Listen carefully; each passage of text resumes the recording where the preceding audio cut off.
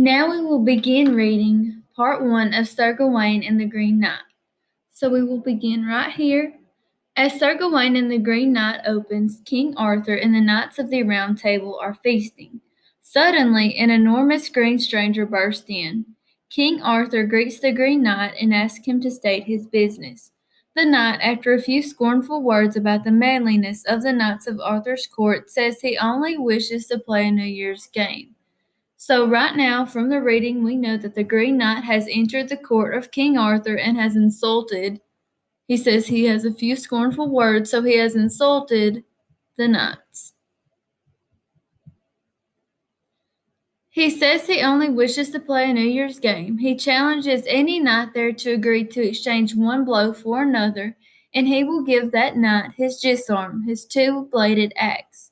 The stranger says he will stand for the first blow. The knight must agree to let the Green Knight have his turn in a year and a day. Gawain accepts the challenge no other knight except Arthur himself has dared to do. Okay, so we know that the Green Knight has entered the court and he has insulted all of the knights, and now he has proposes this game. He wants to find the bravest knight in the room, and he wants that knight to come chop his head off, and then in a year and a day, he is expected to come to the Green Knight so the Green Knight can chop that knight's head off. So in this way, it is like an eye for an eye situation. Okay, now let's go ahead and read part 1 of the actual poem. On the ground, the Green Knight got himself into position, his head bent forward a little, the bare flesh showing, his long and lovely locks laid over his crown, so that any man there might note the naked neck. Sir Gawain laid hold of the axe and he hefted it high, his pivot foot thrown forward before him on the floor, and then swiftly he slashed at the naked neck. The sharp of the battle blade shattered asunder the bones and sank through the shining fat and slit it in two. So if it shattered asunder the bones, it divided the bones.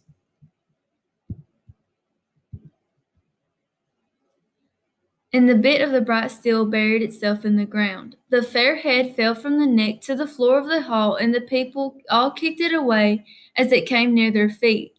The blood splashed up from the body and glistened on the green. So we know that Sir Gawain has chopped the Green Knight's head off, and his head has fell on the floor. It says that the people kicked it away, and blood is going everywhere. And then let's go back to the reading. But he never faltered or fell for all of that. But swiftly he started forth upon stout shanks, and he rushed to reach out where the king's retainers stood. So the king's retainers are these servants. Okay. Caught hold of the lovely head and lifted it up, and leaped to his seat and snatched up the reins of the bridle.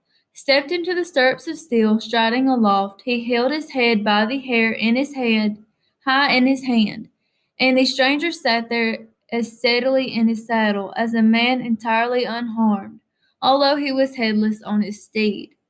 He turned his trunk about, that baleful body that bled, and many were faint with fright when all his day was said.